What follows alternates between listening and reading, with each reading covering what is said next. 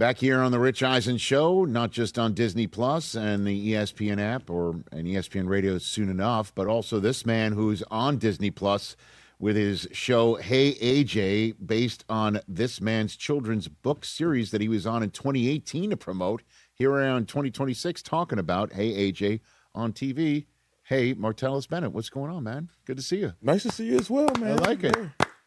Yeah. Give yourself a round of applause. Yeah. Let's all do it. I clap for myself often. Okay. Yeah, audience of one. But when I saw you in our green room before the show, I'm like, this is what we talked about the last time you were here, right? Where you were creating this children's books. You were here to promote that after your playing season was over.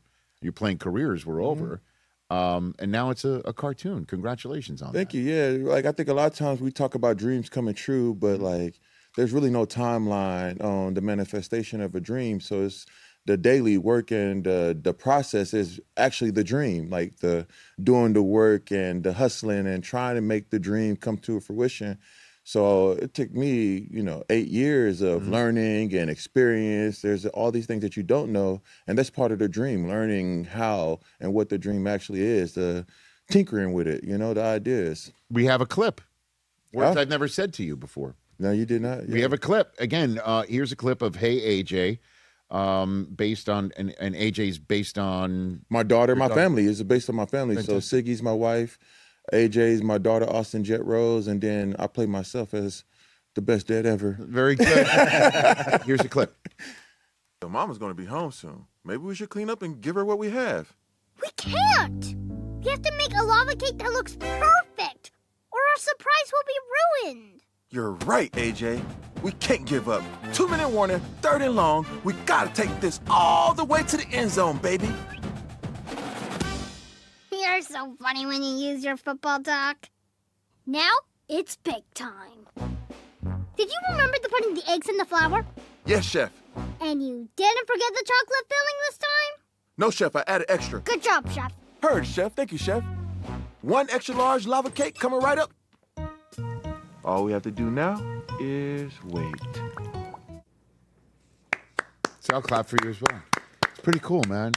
Pretty cool. Yeah, it's You're acting, huh? Are you a voice actor now? Yeah, I am. I got a check the other day for 5 cents because I was on Hawaii 5-0. Okay. Yeah, so I got a 5 cent check the other day. Which knows all about residuals. Yeah. Excuse me. Yeah. We have a segment here called Residual Rich, where I open the residual checks on the air. Maybe we'll do that towards the end of this. Yeah. It's like sometimes you're like, oh, that's a good one right here. You never know. I know. Yeah, you never know. Either you're getting one small piece of candy or you can get lunch. Yeah, exactly. Yeah. Whoa. Yeah. So. Fantastic. That's cool. The idea when you're making a show is, when I retired, I thought I was going to be a stay-at-home dad. Mm-hmm. I really wanted to be able to participate in the everyday life of my daughter, the drop-offs, the pickups, the, helping with lunch and all those things. And I've been fortunate enough to be able to have that experience with my family and the household. And when I was making a show, really what I realized as a father is the magic and the mundane things around the house, like how imaginative and participating in my child's imagination. So when I was creating a show, I really wanted to bring that to life, the dad experience of being at home with the kid and playing all the time. So it's a bit different from my wife because I'm all about shenanigans. My wife probably feel like she have 2 kids in the house sometimes because we both get into the shenanigans. Should I ask Susie, or is this the same way as well? That where you feel like you have 4 children in the house? Yeah, absolutely. There you Plus go. 2 dogs. There you go. So, I mean, are you one of the dogs? I am not one of the dogs. I am not. But Rich always says I can get my own water. Appreciate this. Rich always says that if there's a life raft involved, he's worried that he might come after 8 legs. Oh wow. Yeah. Like if there's a pecking order in the house. Well, but the best dad. Child, dog, me. That's basically that's it. It's okay. Yeah. That's all right. I understand the way this works. But somebody has to push the raft, so that's where you at. That's right, and they're really beautiful dogs. Yeah. So, I mean, he's a beautiful man. He is. To somebody. Oh, you missed yesterday's show, didn't you? I did. Oh, yeah. It's okay. That's all right. But congratulations again on Hey AJ, which is available now on Disney Plus and Disney Junior. So, and again, I've been around the NFL for 23 years, it is not easy to figure out what you're going to do when you're done playing. You know, you have to have a plan. You've got to think about it before you're done playing, and that's what you did with this, right? Yeah, Correct? you have to build a bridge before you cross the bridge. You think about guys right now, at the combine, right? They think that their life is going to be this thing, this playing this sport, but it could end at any time. You really don't have any control over a lot of things that could happen to you on the field, getting hurt. So you have to start thinking about who you are as a full human being, not just as an athlete. I always knew that I was a creative who played sports. I'm not an athlete who's creative, right? Like I had to learn how to catch the ball, no one ever taught me how to create anything. So I knew that I wanted to do creative things when I retired. So like when I was playing, I would intern and job shadow at Nickelodeon. I would be at DreamWorks. I would also... Is that right? Yeah, so I did a lot of work in Hollywood. I would come here LA, I would come here and train and knock on and call as many people as I can. I would be on a Disney campus. When I retired, I opened my studio in Burbank right down the street between Disney, television, and Nickelodeon. So I used to ride my bike to all these different places, taking all these meetings.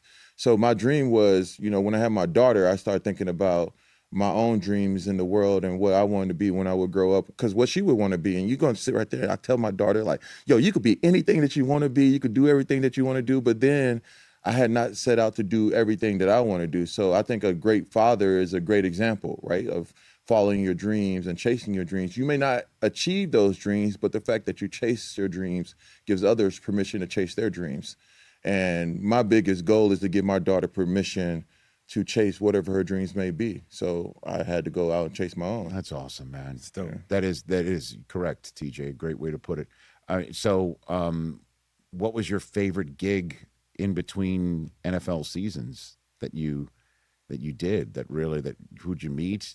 You had a good story based on? Yeah, I did a lot of stuff. There was this guy named Keith Dawkins. It was I met him at Nickelodeon Sports. Okay. He's the one who slimes people? Nah, he was in charge of doing like Nick Sports when they was trying to bring all the sports, and also in charge of when they was trying to bring back Nicktoons like Rugrats, late night television thing they were trying to do. Uh-huh. But I met him and asked him if I could job shadow him, and he was like, "Yeah, you could job shadow me." So I followed him for like 4 or 5 days and through LA, going to all these different meetings and things with him. And I was learning a lot, but I was sitting in this meeting, and in this meeting was like the greats, like the Ren and Stimpy guys, the guys who did Real Monsters, all these things. And they're talking about these shows, and they're talking about how they could bring about new ideas to these things. But I realized that they ain't own their property, so they wasn't very happy about it coming out again, because they wasn't going to get any money. Of those checks. They weren't going to get any of the money. Yeah, so it's like, So do you own Hey AJ? I still own rights to my books and my apps. Yeah, you do. So, but with AJ, I got it to a point where I couldn't afford to make it what I wanted to be. Like, I needed somebody else. I built something that was out of my league. So I needed to find the right partner, and Disney was the first yes.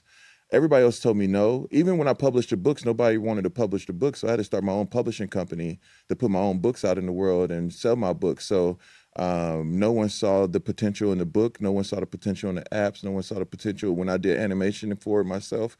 And, you go you take all these meetings and knock on all these doors, and you get in these rooms, and it's no, no, no, no, no, no. But I was built for no because of football, right? Like, I learned how to fail or not, like, one bad block doesn't mean that you had a bad game, right? You get back up and you make the next play, you keep going. So that's kind of what I did. And Disney was my first yes. It was the first people that was like, oh, we love this. The meeting was the shortest meeting too. It's like, as soon as I walked in, it was like, yes. And I was like, oh, okay, cool. Like, you think you were being punked? For a second, I was like, I didn't really get into my, I got to do the Marty thing. I get in there, I got to, but I didn't get to do the Marty thing. And it was just like, we love it. It sounds great. Like, let's do the work. And so they've been great partners to me. So, I mean, you're at Disney now. So look, we got the we're just two Disney Plus guys chopping from the NFL to Disney. Hey, we in the same boat. You know what I'm saying? We on the same raft. Now we can leave the family behind. Yes. And many times Belichick's told me no.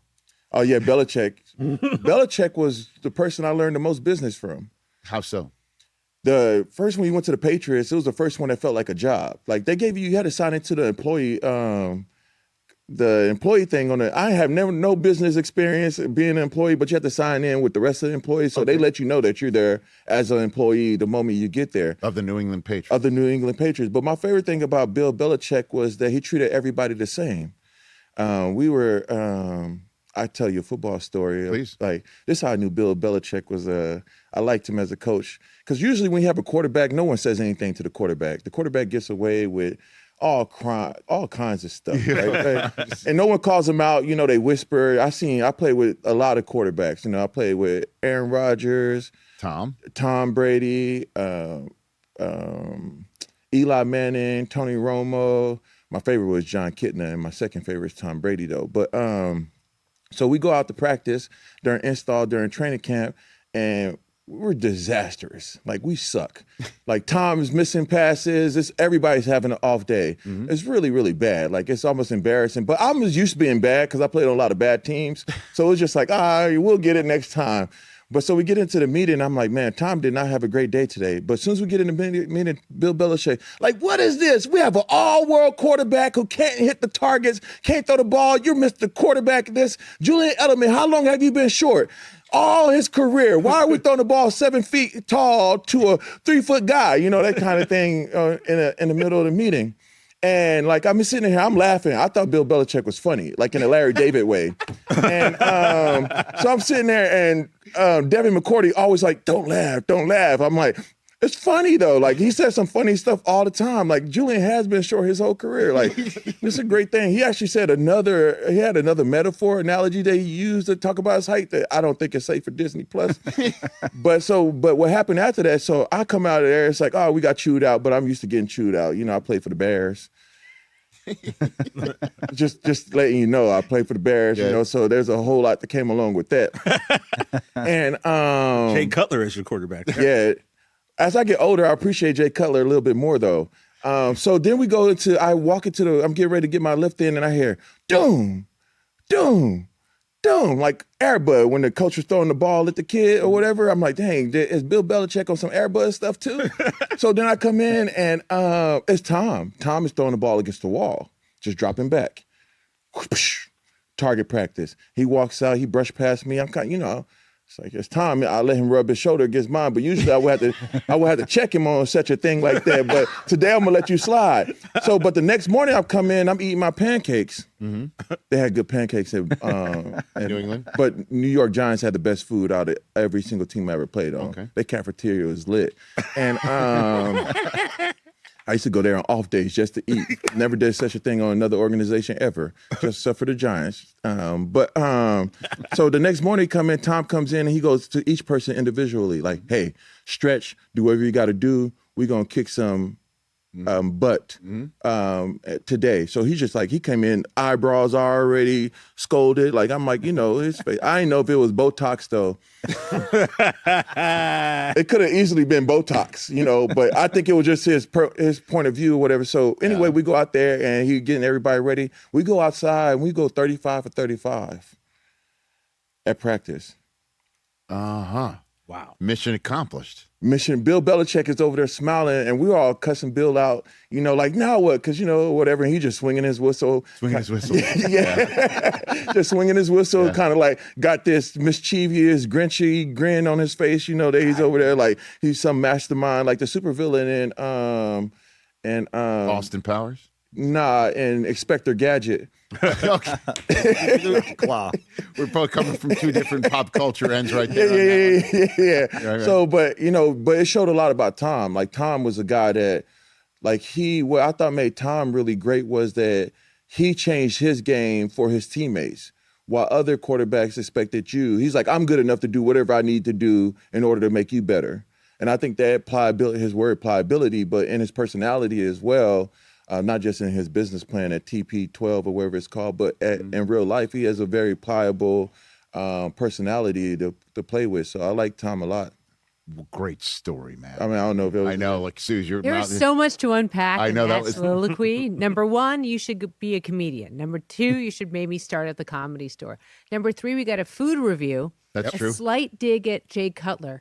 I'm here for all of it. No, he's the one who did it. Jay Cutler. No, he was There naming was his a wink and a nod. quarterbacks. There was a wink and a nod, Rich. You know? He did listen. No, the thing that I also picked up from it is, that Belichick treats everybody the same, right? Even the janitor. Meaning what? Like, one day we had a bad practice, and one day we did something at practice, and he made us run. But then he made the coaches run too.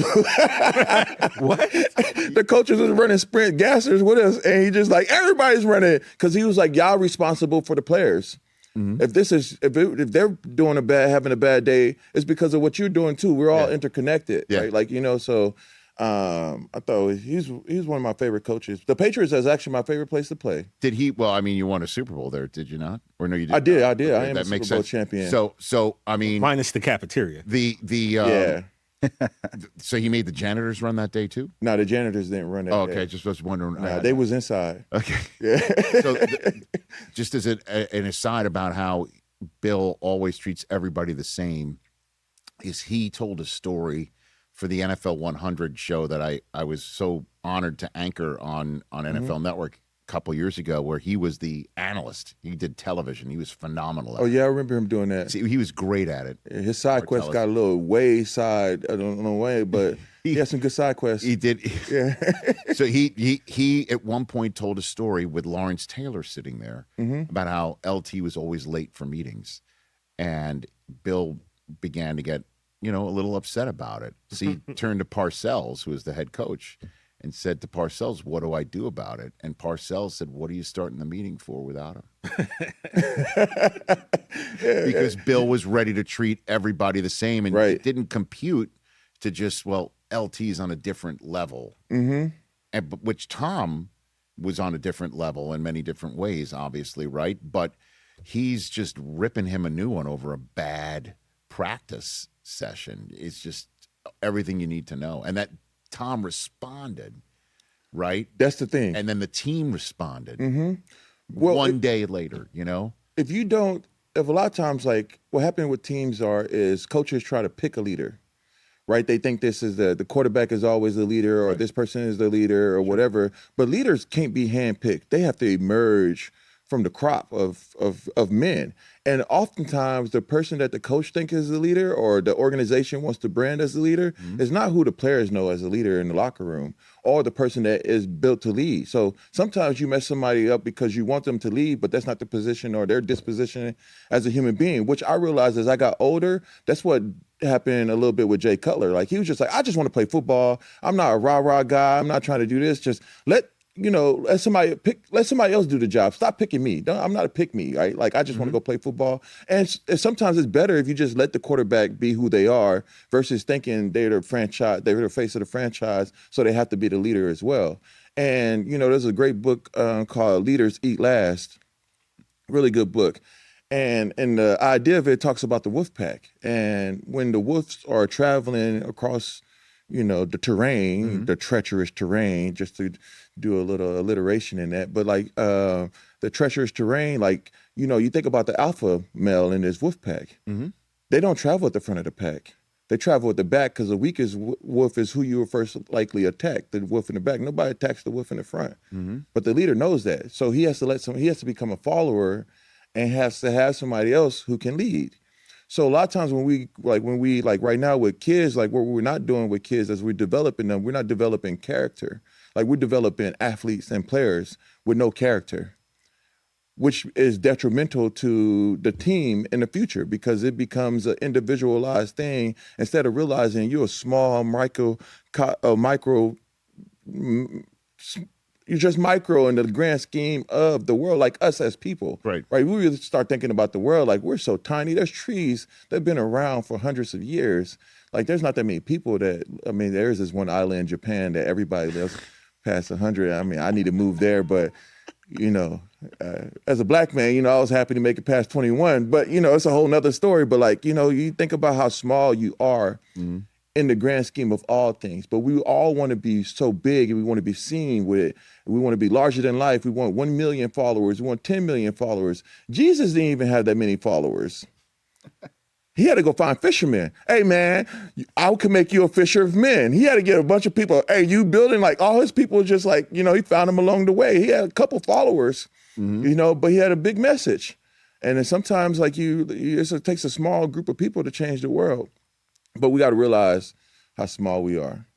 I love when you get to come back once every, now and then, as opposed to once every 8 years or whatever here on the show. I just love chopping things up with you. Speaking of being big and small, TJ, you found the photograph of the guys. the photograph of the last time you were here. Scott Hamilton was a fellow guest. I think we have that.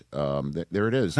We had the two of you posed next to each other. I remember that photo too. It was like the twin. We were trying to recreate the twins. Oh, that's yeah. Oh, good one. I like it. You know what movie I want to remake though? What's that? I want to remake Kazam and be like Shaq's son, Shazam. Okay. Yeah, and kind of go in there and be a genie. I think it would be a really cool thing for me to grant wishes. I think this is next on Disney Plus. Yeah, we can try and let's make this happen. Let's do it. You should be in the show too. I would be. Let's be producing partners. Look at done deal. All right. You want to play Residual Rich? I would love to. Let's do this. What we do is I open a check on the air and everybody guesses like Price is Right rules, closest without going over what it is. Okay. Okay. Here we go. Hit it, please. Pay that man his money. Okay. Here we go. I've got 4 envelopes. Choose which one. 1, 2, 3, or 4. 3. 3. Okay. You got the Price is Right music for me, please, Jay Felling? Here we go. No, the Price is Right music. My goodness gracious. Give me the Price is Right music. Oh, this is perfect. I was in a movie called Leatherheads. Do you remember this movie? The George old football Clooney. movie? It was an old football movie. Yeah. Okay. I was in a movie called Leatherheads. I did voiceover for it. Okay. And then I think they decided that my voice was too contemporary. I never even made the movie, but I'm still getting residual checks. Oh, wow. That's the best part. No show jobs are great. Me and Kawhi Leonard, it's great. Wow. What? That was right. very well done. Here we go. Thank you. Well, you're wearing a Raptors hat here, so I had to mix in the little NBA. Well, I just like the shape of this hat. I'm not. I'm not a sports fan at all. All right, so here we go. Suze, you want to guess? You're first up, the closest without going over of how much this check is from Leatherheads. First of all, do I get half? You always do, Suze. Even with us still having our relationship, $8. Some people in this town have to get half by leaving each other. $8. Okay, $8. Jay Felly, what do you got? I'm gonna go $1.50. $1.50. TJ Jefferson, what do you have over there? I'm gonna go 75 cents. 75 cents. And it doesn't also it has to do with how often the movie is watched. Exactly. So it hasn't been. You have to. Yeah, George Clooney, Leatherheads. Not that many people watching that. I'm going to go with. Yeah, can I read you? I thought about $6.28. Oh, $6.28. She gets special dispensation because she can take it all. Technically, what do you got? I'm also so competitive now. I don't want to lose this. Okay, $3.50. Okay, it didn't matter either. The actual retail check is $1.45. Oh. There it is, right there. So that's not even a parking. That is not. that would be. I was So close. 75 cents. TJ Go to Jefferson. Hollywood. Be in showbiz, they tell you. Go to Hollywood. You're going to do great. You know what I'm saying? Like, oh, you're going to make money like Brad Pitt. No, you not. No, you not. No, you not. Do not do it. Do not do it. Get a desk job, God. work for yourself, which is not a great idea either. Entrepreneurship is one of the worst things you could possibly do to yourself and your family. But look at you now, though. Yeah. at you now, And though. I used to have hair. Another bald guy on the program. I used to Here have we go. hair. So, Well, you look fantastic. well, thank you. My black's not cracking anytime soon. Is that going to be in another episode of Hey AJ? Oh, definitely. I like to put black dad jokes in the show for sure. Yeah, fantastic. yeah. The show's black as AF, but on the animated version. So yeah, it's cool. So that's the cool thing about it. Like sometimes we be talking on the show, and I be like, yeah. When I get the script, sometimes like a black father wouldn't say that. You know what I'm saying? So I had to change the stuff when I started doing the Samuel L. Jackson thing. Samuel L. Jackson is my favorite actor. Okay. And he's who I wanted to play my dad on the show first. So anytime I write a movie script or anything, I always have a voice or a place for Samuel L. Jackson. You've left a seat. Have you ever met him? Never met him in my We life. got to make this happen. Yeah, man. They, old white women always tell me I look like him, but then I kind of take that with a grain of salt. You look like a young Samuel L. Jackson. I was like, I don't know if that's racist or a compliment, Could be both. It could be both. It could be both. Could be both. Back in the day when our kids were really young, and that you there was that book, Go the F to Sleep. Mm-hmm. Yeah, he read it. Yeah, he read it. We got that that book on tape just to hear what it sounded like. He's so fun. I saw him on Broadway. What a brilliant idea that was. Yeah. To have him do that. I saw him on Broadway too, Yeah. and the piano Wow. play, and it was like amazing to see him on stage. So Right. I love Samuel L. Jackson. He's my favorite actor. What's not to like? He's, Yeah. he's amazing. Great to see you here. Let's do this more often. I'm down. Certainly, since you're just over the hill, twice over, but I'm not in too Houston far from now. here. You're in Houston now? Yeah, I'm back home in the South. Oh, okay. Yeah. So you're just here, just hanging out? Well, today we're doing an NFL career day at the Disney. So players who want to Okay. do animation or get into animation, Okay. they're going on a tour through Disney television, and we're showing them all the ropes of how we create shows, how things are made. So it's like 30 guys coming through. Who else? Former and previous and current players. I don't really follow football as much as I used to, so I don't know some of the guys that's on the list. But it's like 30 people coming in, so it's an exciting day. I saw your brother at the Super Bowl. He came on NFL Network, great, crowing about the Seahawks before they went actually and did what he said they were going to do. Oh man, what a treacherous game for Patriots fans, right? Like you can't complete a pass, you can't get anything done. Mm-hmm. Man, that left tackle, he's just getting destroyed. Like, hey, you either get better or you I don't know. You come back from that's one of those things, like it could haunt you to greatness, Right. or it could haunt you into despair. Wow. It was a long afternoon. Yeah, Yeah. We were there. Our 15-year-old's a diehard Patriot fan, so Oh wow, yeah. he was bummed. But it's nice to see him back in the game, though. It's like those two. Sorry to keep this going, but I don't get to get on TV that often, so I'm gonna make the most of my time. But NFL is interesting because it's always the same teams who have a chance, right? Like that cycle of greatness is coming through because it comes from the top down. The organizations are ran from the top, so some organizations know how to win, and some organizations know how to lose. Like the leadership, they got losers in leadership or ownership. Well, You could be a loser and be a billionaire. I mean, most billionaires do end up being losers. you mean personally is what you're saying? Yes. Emotionally. Yeah, just structurally. I hear you. Their posture. I'd love to. I'd love to give that a try and see if I can break. Do that. different. Yeah. Me too. I would Don't you definitely. think? I would do Well, with good. our idea together. I very rarely ask this of a guest who's been in our green room. Did you go to the bathroom? Did you use the facilities in there? Yeah, I'm an adult about the bathroom thing. What does that mean? It means I can last long periods of time. Okay. The only reason why I bring this up is that you would have definitely known why I was bringing it up. We decided to put this photograph over the commode in our green room. That's a great man. It's crazy that men need this type of What do you think? coaching in the restroom. Men bathrooms be the worst experience in my life. And then, you walk into there and then it's also crazy. Never shake a man's hand. I tell you that right now, ladies. You go to the men's bathroom and so many men just walk out without washing their hands. It's not good. It's oh not my God. And then they try to shake your hand and I'm like, nah, I'm good. What are you looking at me like that? Oh, the story? Or should I tell the story? Of course. Okay. Yeah. Of course. Yeah, I mean, when I did a Sports Center commercial years ago, it was me and Stuart Scott. Okay? Stuart was in the bathroom washing his hands. You hear flush. I come walking out of the stall. What's up, Stuart? Flush. Referee comes out of the stall. Jockey comes out of the stall. What's up, Stuart? Flush, and a horse walks behind him, and he just gives this look and just continues washing his hands. Big old funny sight gag. Yeah. Right? The director of the commercial said, for the timing purposes, I could not come out of the stall and wash my hands. Oh man. Right. Now you rich, dirty hands, eyes for the rest of your life. That is correct. And that's what I'm sitting there thinking in my head. Yeah. And I insisted. I'm like, at least I have the water running. I could just wash my hands Yeah. and get out. No, couldn't do it. Swear to God, I'm at the World Series a month after that commercial comes out in Yankee Stadium. Some guy screams out, "Yo, Eisen, why don't you wash your hands when you come out of the can?" That's funny. Funny until you're the Yeah, one yeah, who's till you're being on the yelled back at. end. Yeah, Rich yeah. Dirty Hands Eisen the rest Yeah, of yeah, my yeah, life. yeah, for the rest of your life, Point man. out, Martellus Bennett here on the program. Yeah. That's Not cool. When my Sports Center and Stuart's laughing, I'm like, you're the one who's washing your hands for 30 seconds like you're some neat freak, you know? Yeah.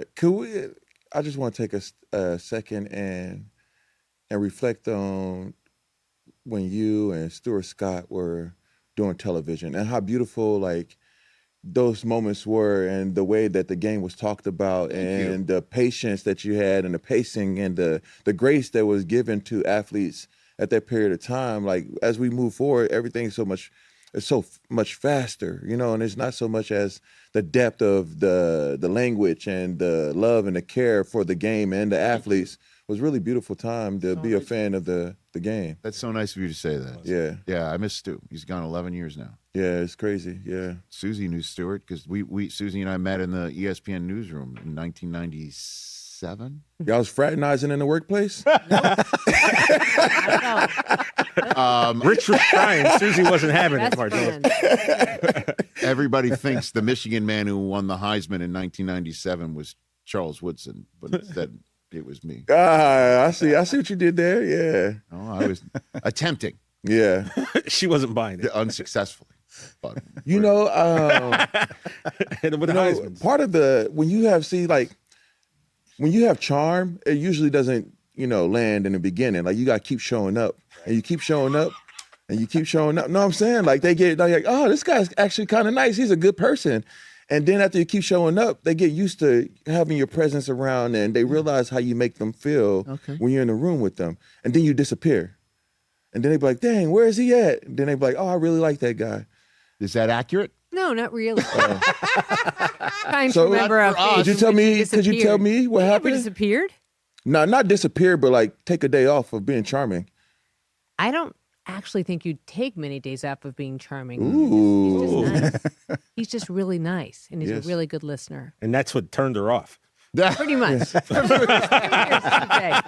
the first 3 years, you're not wrong, TJ.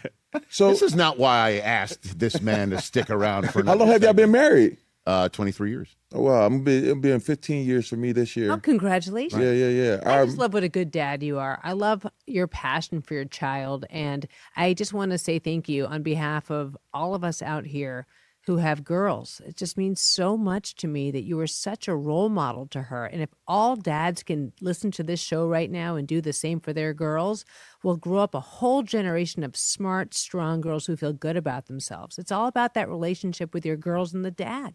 Man, I 100% agree. I think that, when, like as a man, there's a lot of things you're not privy to until you get married about women's rights or women's movements or things that's happening. And then when you become a father, it's like, wow, like I got to change the world because she has to grow up in this environment. Like, what is that environment going to be like for her 10 years from now? When we think about legacy, we have to think about place and how our daughters can, enter these places and be fully themselves. And, and raising a young Black girl, I have to teach her like all these different lessons along the way. But my biggest thing as a dad is like, how do you develop a character? You support them, you push them past their comfort zone so that they know what's possible for them when things get rough.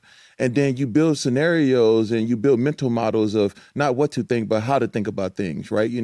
What are we thinking and how are we thinking about this? And also just knowing where she comes from, her grandparents, her lineage, because that's empowering too. Knowing your past and your family, you're not starting from the beginning, right? A lot of people have been paving the way for you to have the life that you have today.